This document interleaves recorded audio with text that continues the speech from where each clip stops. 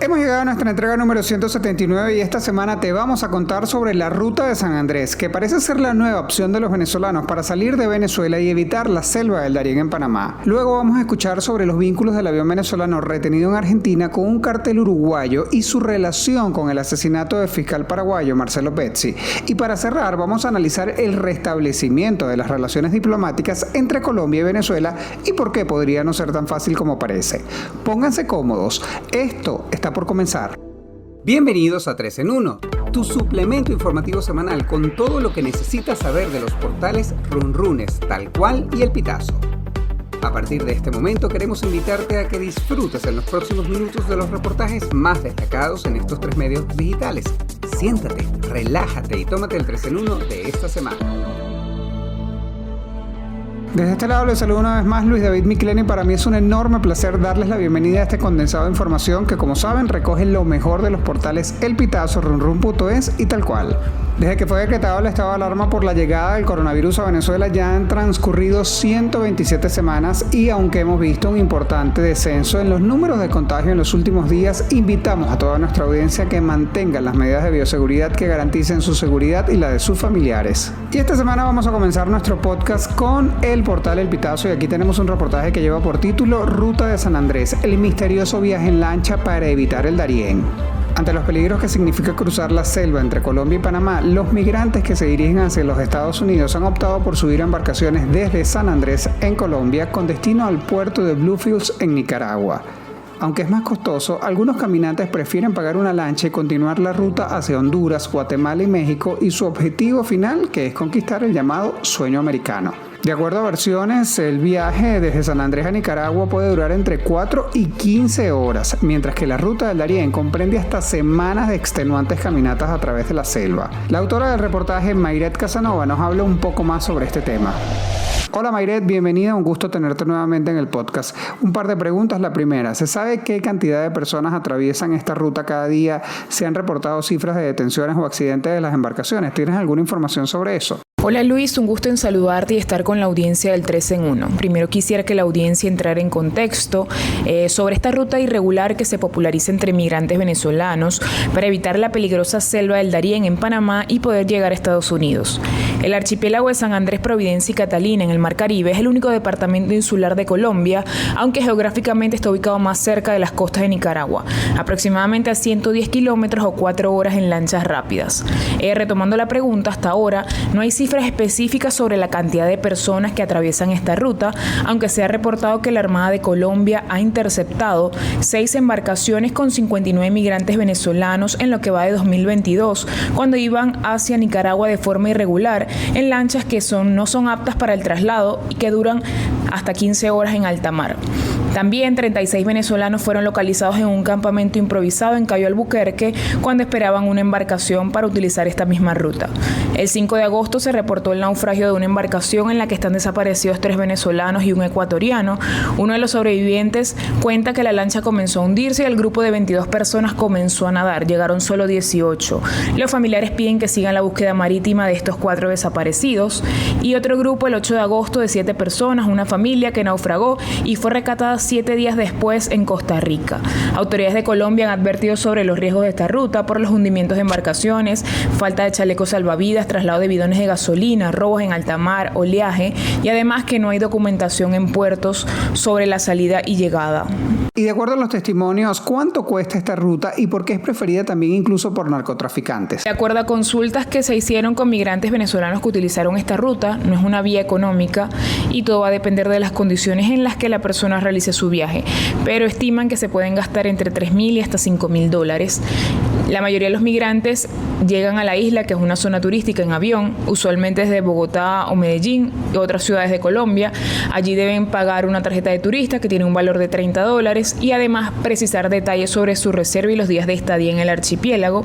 Esto para control de Migración Colombia.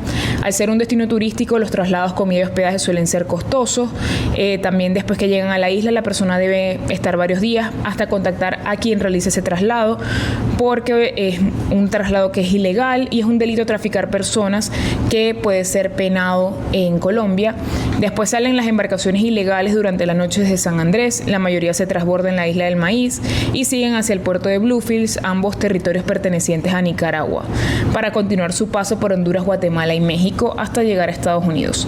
La cercanía del archipiélago, así como bien lo dices, es preferida para el tráfico de droga en el Caribe. La ruta parte de tierra firme y de ahí hacia Centroamérica es una de las que ha sido utilizada durante mucho tiempo por los grupos de traficantes colombianos. Incluso se han realizado operaciones en conjunto entre Estados Unidos, Costa Rica, Panamá y Colombia, en las que han incautado cargamentos de varias toneladas de cocaína. Muchísimas gracias, Mayret. Pasamos ahora a visitar el portal runrun.es, mejor conocido como Runrunes, y aquí tenemos una RR Plus que titula ¿Qué conecta el avión de Venezuela retenido en Argentina con un cartel uruguayo y el asesinato del fiscal paraguayo? Autoridades paraguayas confirmaron que existen nexos entre la tripulación del avión venezolano detenido en Argentina el pasado 6 de junio y el asesinato del fiscal paraguayo Marcelo Pezzi el 10 de mayo en Cartagena. René Fernández, ministro de Anticorrupción de Paraguay, dijo que mientras el avión hizo escala en ese país, miembros de la tripulación se reunieron con Federico Santoro Vasallo, señalado como un operador del primer cartel uruguayo, organización criminal liderada por Sebastián Marcet Cabrera, uno de los acusados de ser el supuesto autor intelectual del asesinato del fiscal Pezzi. Escuchemos la denuncia del ministro. Lo que nosotros podemos decir objetivamente que tuvieron contacto, que esta tripulación iraní-venezolana estuvo contactada con personas que nuestros son dos extranjeros y un paraguayo que tuvieron contacto con estas personas que tienen antecedentes por trata internacional de personas y por narcotráfico. La periodista de investigación Rona Rísquez, especializada en temas de corrupción y crimen organizado, nos va a aclarar un par de dudas. Rona, un gusto saludarte, espero estés muy bien. Cuéntame algo, ¿quién es Sebastián Marcet Cabrera y por qué se le vincula con el crimen del fiscal Pezzi? El caso del avión venezolano-iraní, ahora conectado con el asesinato del fiscal paraguayo Marcelo Pezzi, se ha convertido en una especie de telenovela, guión al estilo del Señor de los Cielos. Y uno de sus protagonistas es justamente Sebastián Marcet Cabrera. Sebastián Marcet Cabrera es un narcotraficante uruguayo que ha operado desde hace varios años en todo lo que es el Cono Sur, entre Uruguay, Paraguay, Argentina, Bolivia. Y este narco es el líder de una organización criminal que se llama el primer cartel paraguayo, PCU. Esta persona es un hombre joven de 31 años aproximadamente, que llegó a jugar como futbolista profesional, se promueve como artista, como agente de espectáculos musicales y pues de esa manera monta todas sus operaciones de narcotráfico. Él fue objeto de una persecución de sus fondos, de sus recursos obtenidos por el tráfico de drogas en Paraguay por parte del fiscal Marcelo Pezzi, en una operación en la que le incautaron bienes, identificaron cantidades de drogas que habían sido enviadas por este grupo de Sebastián Marcet a distintos países de Europa y África. Y bueno, esto habría motivado que Sebastián Marcet ordenara el asesinato del fiscal Marcelo Pezzi en Cartagena, Colombia. ¿Y cuál ha sido la posición del gobierno venezolano en cuanto a la detención de este avión y al supuesto vínculo con el asesinato de Pezzi? En toda esta historia de conexiones y enredos, la relación o el nexo entre el avión venezolano-iraní incautado en Argentina, detenido en Argentina, y el asesinato del fiscal paraguayo Marcelo Pezzi pasa justamente por Sebastián Marcet, el líder del PCU, el primer cartel uruguayo. Una de las personas que trabaja para este primer cartel uruguayo fue la persona que recibió a la tripulación de este mismo avión en una visita que hicieron a Ciudad del Este, en Paraguay. Allí comienza todo el enredo y este es el nexo. Y lo que vemos ahora sobre las reacciones del gobierno venezolano y de las autoridades venezolanas ha sido muy llamativo. Han atacado a las autoridades argentinas por la decisión de detener el avión y de retenerlo y ahora de incautarlo. Han atacado también a las autoridades uruguayas por no permitir que el avión aterrizara para abastecer combustible en territorio uruguayo. Y por último, se han pronunciado tanto Diosdado Cabello como Jorge Rodríguez, esta última figura, exigiendo o poniendo como condición para continuar las negociaciones y en la mesa de diálogo, que sea liberado este avión venezolano que está en Argentina. Eso ha sido un poco la reacción del gobierno venezolano sobre este caso. Muchísimas gracias, Rona. Un placer saludarte y tenerte en el podcast. Y el turno de cierre lo tiene esta semana el portal Tal Cual, y aquí titulan el trabajo que comparten con nosotros esta semana: restablecer las relaciones con Colombia no es tan sencillo como Maduro espera. Luego del reconocimiento de parte del gobierno neogranadino de Juan Guaidó como presidente interino, las relaciones entre Colombia y Venezuela se rompieron en el año 2019. Con la llegada del izquierdista Gustavo Petro al poder, la administración de Maduro pretende normalizar las relaciones, un objetivo que no será de la noche a la mañana, según la opinión de algunos expertos. Escuchemos a Nicolás Maduro. Tiendo mi mano al pueblo de Colombia, al presidente Gustavo Petro, para reconstruir la hermandad sobre la base del respeto y del amor entre los pueblos. Una segunda oportunidad, dice el presidente Petro. Hay que aprovecharla por el bien, la felicidad y la paz. Digo, por la paz de Colombia, por la paz de Venezuela. De acuerdo a analistas, hay 3 puntos fundamentales para restablecer los nexos entre ambas naciones: normalizar las relaciones diplomáticas, la protección de los migrantes venezolanos y reactivar actividades económicas y comerciales. La periodista Luisa Quintero nos responde un par de preguntas. Luisa, bienvenida, espero estés muy bien. ¿Cuál sería el primer paso en la restitución de estas relaciones? Saludos, Luis, y a las audiencias de Tal Cual, Runrunes y El Pitazo. Esta normalización de relaciones pasa por restablecer las relaciones diplomáticas venezolanas que se cortaron a partir de 2019 con el reconocimiento de Juan Guaidó.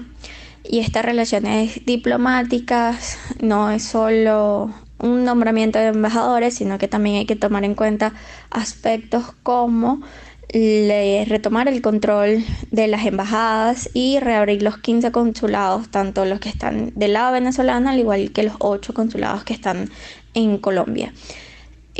También esto pasa por tocar aspectos referentes a actividades comerciales y económicas que se realizan entre la frontera en ambos países. ¿Y qué significa el nombramiento de Félix Plasencia como embajador venezolano en Colombia, y qué destino puede deparar a los exiliados venezolanos que están en territorio colombiano? Bueno, cuando Félix Plasencia estuvo en la Cancillería venezolana, su papel, si bien estuvo enfocado a continuar con el relato de las sanciones, también estuvo enfocado en el mantenimiento de relaciones tanto diplomáticas como comerciales con países como China y Rusia, además de ampliar algunos otros países, tanto en Oriente Medio, en África y Europa del Este, además de reforzar las relaciones que tenían aquí en Latinoamérica y acercarse a otros países.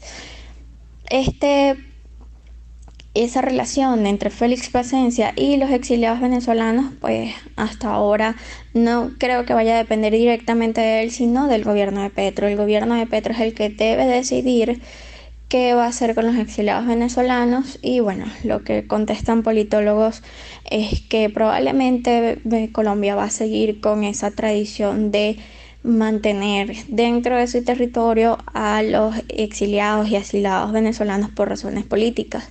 No hay motivo para ello, y mucho más teniendo en cuenta que el canciller colombiano Álvaro Leiva pues es un gran defensor de los derechos humanos en la región. Muchísimas gracias, Luisa. Estimada audiencia, nosotros con esto hemos llegado al final de nuestro episodio número 179. Como siempre, un gusto acompañarlos y traerles estos 3 reportajes que recogen lo mejor de estos portales. Los invitamos, como siempre, a suscribirse a nuestro podcast y a unirse a nuestras comunidades en plataformas como Spotify, Google Podcast, Apple Podcast, y recuerden que también estamos en la plataforma de videos YouTube. La pandemia no ha terminado y el coronavirus todavía sigue presente en el país, por lo que invitamos a toda nuestra audiencia que por favor mantengan las medidas de bioseguridad y evitemos juntos la propagación del coronavirus. En la producción de este espacio estuvieron Yagnalí Fermín y Francisco Zambrano, y en la edición Abraham Moncada. Narró para ustedes Luis David Miquilena. Recuerden que nuestras citas son todos los jueves y nos vamos a escuchar la próxima semana. Cuídense mucho, que tengan un excelente fin de semana. Hasta luego.